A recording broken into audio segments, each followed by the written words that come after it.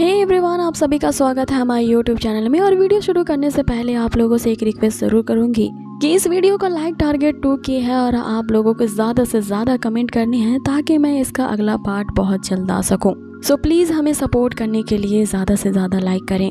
तो जैसा कि हमने पिछले एपिसोड में देखा था, हमें बैटल ऑफ वर्ल्ड कंपटीशन के बारे में बताया जाता है। यहाँ पे हर रेलम के कल्टीवेटर्स जो होंगे वो पार्टिसिपेट करेंगे। इसमें डेमन पैलेस, सोल पैलेस और सोल अलायंस भी शामिल होंगे। यहाँ प्रिंसेस भी यांगशु और जिया को कम्पीट करवा रही होती है और दोनों में से जो जीतेगा उसे ही बैटल ऑफ वर्ल्ड कंपटीशन में भेजा जाएगा। यहाँ पे पिछले एपिसोड में हमने देखा था कि किस तरह यांगशु ने जिया को तो सप्रेस कर लिया होता है, लेकिन अब तक उसने ट्रू स्ट्रेंथ अपनी छुपा के रखी होती है और अब वो अपने असली सोल पेट को समन करता है जो कि एक आइस बीस्ट है। और ये जो आइस बीस्ट है वो एक मोनार्क लेवल का सोल पेट होता है। ये सोल पेट में सबसे हाईएस्ट लेवल है। अब आगे एपिसोड की शुरुआत होती है जहाँ पे हम देखते हैं कि वो यंग मास्टर जिया जो होता है अपने सोल पेट आइस बीस्ट को भेज देता है अटैक करने के लिए मॉक्सी पे।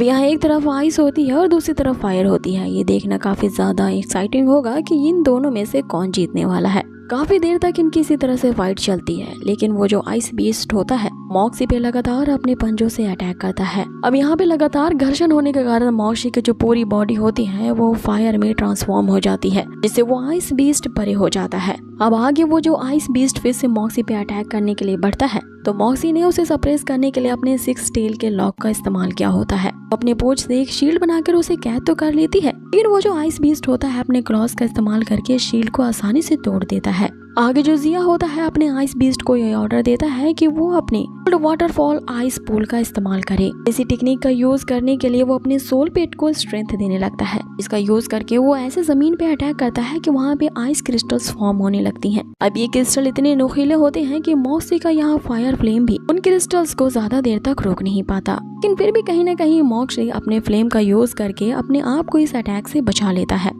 अब इधर मॉक्सी भी अपने कमांडर लेवल पे होता है, इसलिए अपने क्लॉज का यूज करके वो लगातार उस आइस बीस्ट पे अटैक करता है। लेकिन वो आइस बीस्ट यहाँ दोबारा से मॉक्सी पे अटैक करता है और ये दोनों एक दूसरे के अटैक करते हुए यहाँ पानी के अंदर गिर जाते हैं, जिसपे जिया यांगशु से कहने लगता है कि अभी भी मौका है, अपने सोल पेट को मरवाना नहीं चाहते हो तो जल्दी हार मान लो, क्योंकि तुम्हारे ये जो सोल पेट है वो मेरे इस आइस बीस्ट के बराबर भी नहीं है। ये उसे कहता है कि तुम्हारे ये जो सोल पेट है वो पानी में दुबक के जा छुपा है। नहीं अपने आप को काबिल समझते हो तो सेकंड रोड में अपने दूसरे सोल पेट को समन करो। इसमें यांगशु से कहता है कि मैं जिन हालात से बच के आया हूँ उसके बारे में तुमने तो सोचा भी नहीं होगा, और तुम्हें हराने के लिए मेरा पहला ही सोल पेट काफी है, दूसरे सोल पेट की तो मुझे जरूरत भी नहीं पड़ेगी।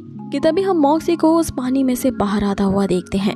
आगे वो जो जिया होता है वो अपने सोल पेट से कह रहा होता है कि तुम्हारा ओपोनेंट तो उतना भी ज्यादा कमजोर नहीं है, लगता है कि तुम्हें इसे हराने के लिए थोड़ा और टाइम चाहिए, लेकिन अब की बार इसे मारने के लिए तुम अपना डेथ अटैक करना। अब अपने मास्टर का ऑर्डर फॉलो करते हुए वो आइस बीस्ट यहाँ मॉक्सी पे अटैक करने को बढ़ता है और वो अपने क्लॉज का इस्तेमाल करके मॉक्सी पे एक ऐसा अटैक करता है कि वहाँ चारों तरफ आइस की एक ट्रांसपेरेंट वॉल क्रिएट हो जाती है। वो जब आइस बीस्ट उसे तोड़ता है तो बहुत सारे आइस क्रिस्टल यहाँ मॉक्सी पे गिर रहे होते हैं, लेकिन इसके सभी अटैक से मॉक्सी अपने आप को आसानी से बचा लेता है और उस आइस बीस्ट को पकड़ने के लिए अपने इविल फ्लेम का वापस से इस्तेमाल करता है। आगे हम देखते हैं कि मॉक्सी ने अपने 6 टेल का इस्तेमाल किया होता है उस आइस बीस्ट को जकड़ने के लिए। कि तभी वो जो जिया होता है कि ऐसी ट्रिक का यूज करता है और ये एक मोनार्क लेवल का ट्रिक होता है, जिससे वो जो आइस बीस्ट होता है किसी भी सब्सटेंस को आइस स्कल्पचर में बदल सकता है। अब यहाँ मॉक्सी की टेल उसे छू रही होती है, इसीलिए मॉक्सी की जो 6 टेल होती है उसको जमा देता है। अब इससे पहले कि वो मॉक्सी को भी बुरी तरह से जमा दे, यहाँ पे जो यांगशु होता है वो मॉक्सी को ये ऑर्डर देता है कि अपने टेल को वहीं पे गिरा दे और अपनी बॉडी से इसे अलग कर दे।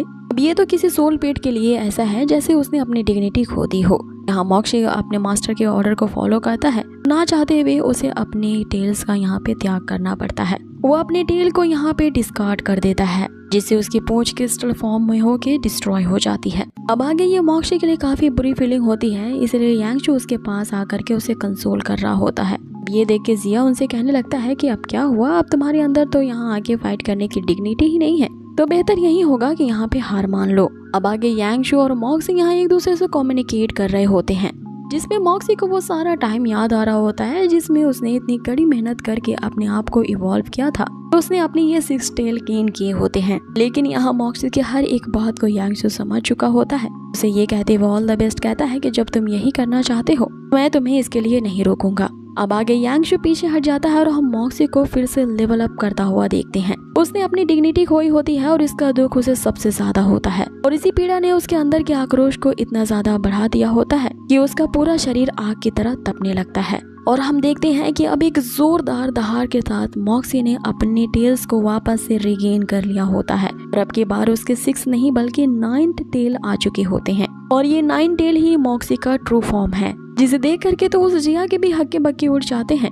कि आखिरकार ऐसा कैसे हो सकता है, ये तो इम्पॉसिबल है। इस मूनलाइट फॉक्स का तो इतनी जल्दी इवोल्यूशन होना काफी ज्यादा नामुमकिन है, आखिरकार इसने ऐसा कैसे कर दिया। आगे यांगशु जो होता है वो मॉक्सी से कह रहा होता है कि अब सही वक्त आ चुका है, मैं अपनी डिग्निटी इनसे वापस लेनी है। अब आगे अपना बदला लेने के लिए मॉक्सी कुछ ऐसा करता है जिसे देख करके हम दंग रह जाते हैं और OMG ये सबसे ज्यादा भयानक मूव होता है। यहाँ प्लग झपकने से भी कम टाइम में मॉक्सी इतनी स्पीड के साथ आगे बढ़ता है और उस आइस बीस्ट को लेकर के ऊपर चला जाता है। इसकी स्पीड इतनी ज्यादा फास्ट होती है कि कोई समझ ही नहीं पाया कि अभी अभी यहाँ पे क्या हुआ है। आगे वो अपने 9 टेल से उस आइस बीस्ट को कैद करता हुआ इतनी ऊंचाई पे पहुंच के उसे नीचे गिराता है कि वो आइस बीस्ट जमीन पे गिरने से पहले ही हवा में पूरी तरह से डिस्ट्रॉय हो जाता है। यहाँ वो जो जिया होता है उसके हाथ से तो ये आखिरी मौका भी जा चुका होता है। यहाँ वो पछतावे में रोने लगता है, चीखते चिल्लाते हुए यहाँ कहने लगता है कि उसका सोल पेट भी मारा गया, साथ ही बैटल ऑफ वर्ल्ड में जाने का जो आखिरी मौका था वो भी खत्म हुआ। आगे मॉक्सी जो होता है उसकी भी जान लेने के लिए उसकी तरफ बढ़ता है, लेकिन यहाँ पे यांगशु काफी ज्यादा दयालु निकलता है। मॉक्सी को ऑर्डर देता है कि वो ऐसा ना करे। मॉक्सी इसे छोड़ देता है और फाइनली यहाँ जो एल्डर होता है वो ये अनाउंस करता है कि इस कंपटीशन का विजेता ये 9 टेल वाला मूनलाइट फॉक्सी है, जिस पे यांगशु से कहता है कि ये 9 टेल का मूनलाइट फॉक्स नहीं बल्कि एक 9 टेल का ड्रैगन गैंगस्टर है। अब आगे यांगशु मॉक्सी को इस जीत के लिए अप्रिशिएट कर रहा होता है, लेकिन कहीं ना कहीं उसे इस बात का भी डर था मॉक्सी के इस 9 टेल वाली म्यूटेशन को यहाँ सभी ने देख लिया है और कहीं ना कहीं उस लॉर्ड जिया का भी गुप्तचर यहाँ पे जरूर होगा, तो ये इन्फॉर्मेशन भी उस तक जल्द ही पहुँच जाएगी। अब आगे यहाँ यांगशु जो सोच रहा होता है वो बिल्कुल सही निकलता है। प्रिंसेस को प्रोटेक्ट करने वाला जो गार्ड होता है वही उस लॉर्ड जिया का जासूस होता है। जाता है लॉर्ड जिया के पास और उसे बताता है लॉर्ड जिया ने उसे जो टास्क दिया था वो नहीं कर पाया। आगे लॉर्ड जिया उसे कहता है कि मैंने तो तुम्हें ये ऑर्डर दिया था कि तुम दिन रात उस यांगशु पे नजर रखो, तो आखिर तुम इतनी जल्दी यहाँ पे कैसे आ गए। जिसपे वो जासूस उससे कहता है कि मुझे आपको एक इम्पोर्टेंट खबर बतानी है। यांगशु ने सबसे पहले उस लॉबिन को मार डाला है, जिसपे वो लॉर्ड जिया जो होता है वो अपने जासूस को ये ऑर्डर देता है कि जल्द से जल्द यांगशु की फैमिली जहाँ भी है फोर्सफुली मेरे इलाके में लेकर के आओ। उसकी फैमिली का एक भी बंदा नहीं छूटना चाहिए, सबको अरेस्ट करके ले आओ। इस पे वो जासूस उसे बताता है कि वो ये भी नहीं कर सका, जब वो उसकी फैमिली को पकड़ने के लिए उसके मैंशन में गया था वो सारे लोग वहाँ से पहले ही भाग चुके थे। ये सुनते ही वो लॉर्ड जिया यहाँ बौखला जाता है और अपने ही जासूस को यहाँ मारता है और उसे कहता है कि तुम जैसे वेस्ट को पालना मेरे लिए सबसे बड़ी बेवकूफ़ी थी और तुम जैसे ही लोगों के कारण मुझे इतनी एम्बैरसमेंट सहनी पड़ेगी। जिस पे वो जो जासूस होता है इतने में नहीं रखता, वो माफी मांग करके एक और इम्पोर्टेंट बात बता रहा होता है और वो बात ये होती है कि यांगशु का जो सोल पेट मॉक्सी है वो अपने आप को इवॉल्व कर चुका होता है और 6 टेल डेमन फॉक्स से एक 9 टेल का फ्लेम फॉक्स बन चुका होता है, जो कि ड्रैगन गैंगस्टर लेवल का है। अब ये सुनते ही वो जो लॉर्ड जिया होता है वो अपने ही बंदे को आड़े हाथ लेता है और उससे कहता है कि तुम्हारी आखिर ये कहने की हिम्मत कैसे हुई कि तुम यहाँ पर आकर के मेरे ही दुश्मन की तारीफ कर रहे हो।